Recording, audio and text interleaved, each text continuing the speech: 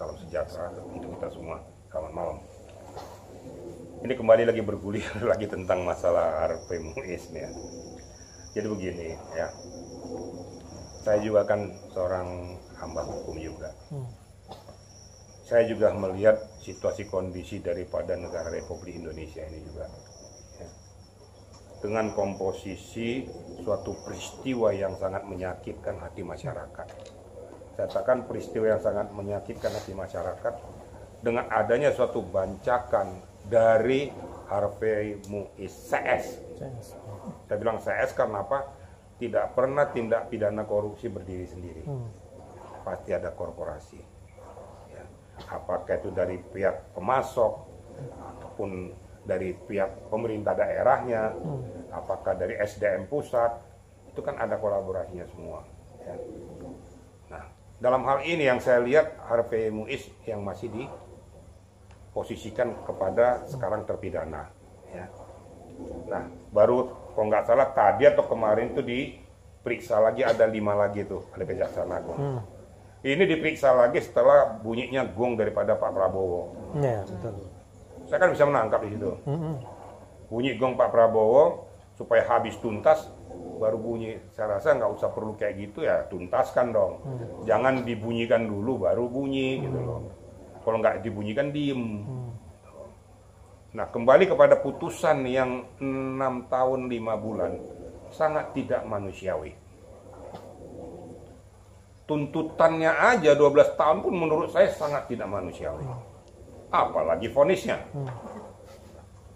Orang sementara melakukan penganiayaan atau melakukan katakanlah nabrak orang segala macam dengan sengaja, itu divonis 10 tahun. Ada yang 12 tahun. Nah, ini aja kan pembunuhan ini, yang masalah kasus Vina seumur hidup. Nah, ini 6,5 tahun yang membunuh, ingat loh ya, membunuh ribuan, ratusan ribu, bahkan jutaan rakyat Indonesia. Kenapa sekali membunuh? Banyaknya rakyat Indonesia yang di bawah garis kemiskinan, yang membutuhkan pertolongan.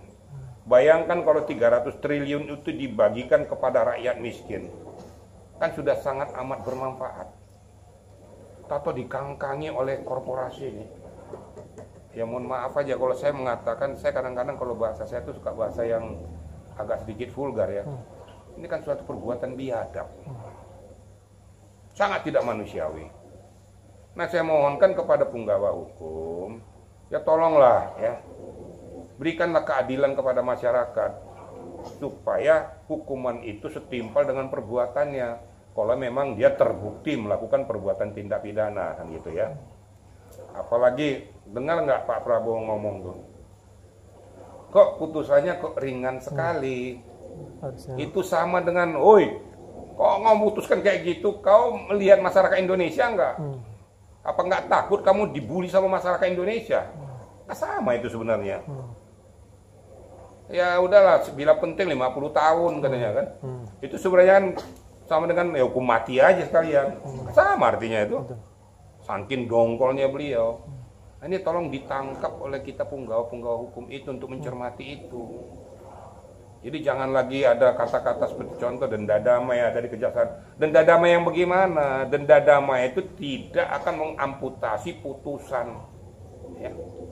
Kalau saya berkata tuh, apabila terbukti melakukan tindak pidana korupsi itu miskin kan, sita semua hartanya itu, habisin, biar jadi gelandangan dia, supaya ini faktor penjerahan kepada para koruptor yang lain, kan gitu.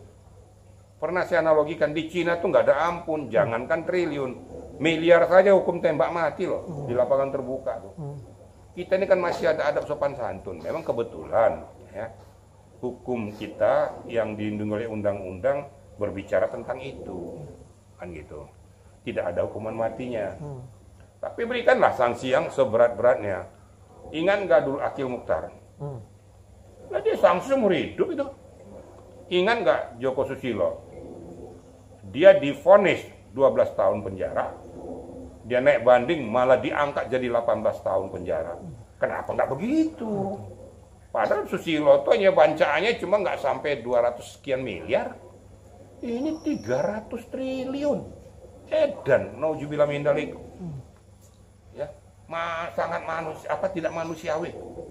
Ya menurut hemat saya ketuk hati daripada para penggawa hukum, khususnya pemutus. Ya, saya pernah mengatakan bahwa bapak-bapak sekalian yang terhormat, yang mulia, mengatakan berdasarkan ketuhanan yang Maha Esa. Berarti bertanggung jawab kepada Tuhan yang Maha Esa. Tapi ingat, kalian juga bertanggung jawab kepada rakyat Indonesia. Itu kira-kira ya. Bang, ada indikasi gak sih hakim dan jaksa itu bermain itu disuap juga kayak kasus Ronald Tanur, bisa dibilang gitu, Bang? Saya tidak mau mengarah ke sana, ya. Segala sesuatunya itu perlu pembuktian. Kamu gak usah giring-giring saya ke situ gitu loh. Ya. Saya nggak mau berkata, karena kita berbicara tentang risalah hukum dan barikade hukum. Jangan langsung kalau sudah begini disuap. Namun demikian, kan juga perlu penelitian, perlu penelusuran. Makanya adanya komisi judisial akan menelaah itu. Ada komisi Kejaksaan Agung untuk meneliti itu semua. Sebelum ada bukti fakta, kita jangan berandai-andai, jangan-jangan disuap, jangan-jangan ini, jangan-jangan itu. Saya sebagai pemerhati hukum, saya tidak mau berkata demikian. Berarti saya mendahului hukum, mendahului fakta dan data. Itu kira-kira media. Jadi kalau arah-arah kan saya nggak akan bisa gitu loh.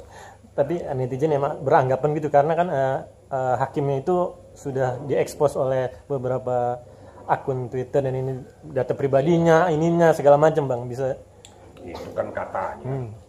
Itu kan asumsi. Akun pribadi kan bukan fakta. Ada media sudah mengatakan demikian, ada netizen, itu kan netizen. Netizen kan cuma melihat kulit luarnya, tapi kedalaman daripada permasalahan kan nggak ngerti. Tapi suara-suara netizen itu supaya disuarakan, itu supaya mereka-mereka tuh sadar, lo udah disorot kira-kira gitu. Itulah keuntungannya. Netizen masyarakat berbunyi supaya kau, wahai penggawa hukum, sadarlah kau gitu loh, bahwa masyarakat banyak masih membutuhkan. Jangan kau kasih hukuman yang seringan-ringannya atau yang teringan kepada manusia para koruptor ini. Kira-kira gitu bahasa kalau saya tangkap, kalau dibuat dalam satu bentuk perkataan. Tapi kalau Anda katakan bahwa mungkin disuap, jangan pakai mungkin. Hukum ini nggak ada istilah mungkin. Indikasi juga jangan. Sebelum ada jalurnya, saya nggak mau ya dikatakan indikasi kayak kemungkinan kah. Ini yang rusak itu kayak gini nih. Tapi kalau sudah ada fakta, data mengatakan itu, baru bisa bicara. Kan kasus manapun selalu bahasa saya itu kan. Selama itu tidak fakta, data, realita, saya tidak akan mau jawab.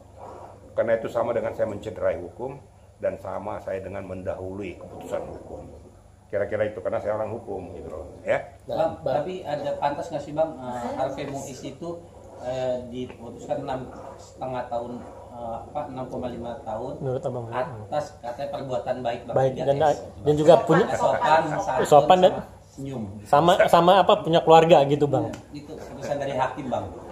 Itu yang saya tidak sependapat.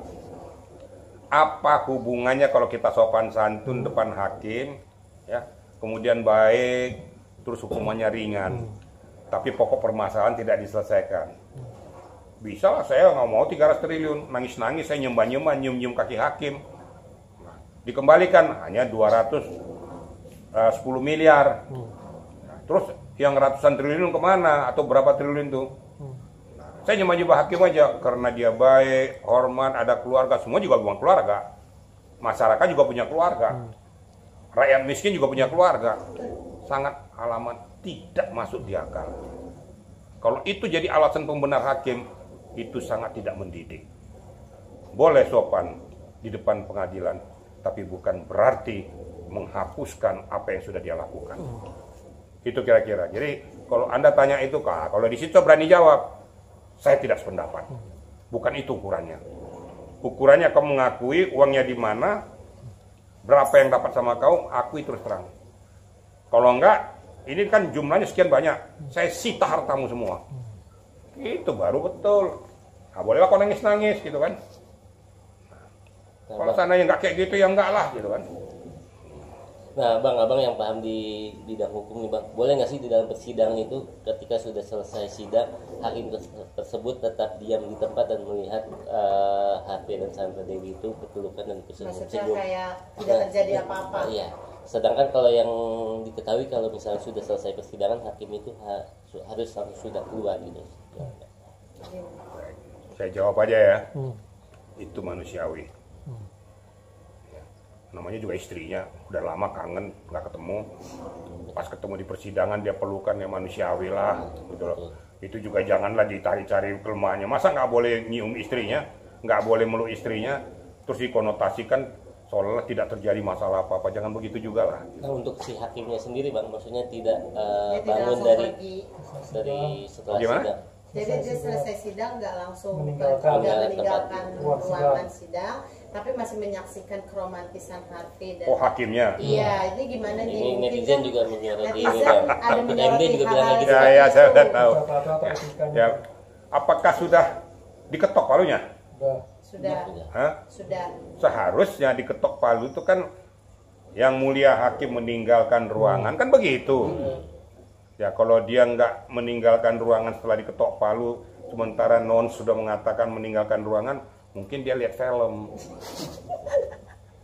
Ya jawabnya kan cuma itu aja kan, cuma apa saya jawab saya nih. Lihat film dia kok terperangah, terpukau dengan situasi kondisi itu. Adegan peluk-pelukan depan sidang pengadilan. Tapi kalau bagi keduanya, saya anggap itu manusiawi. Namanya juga suami.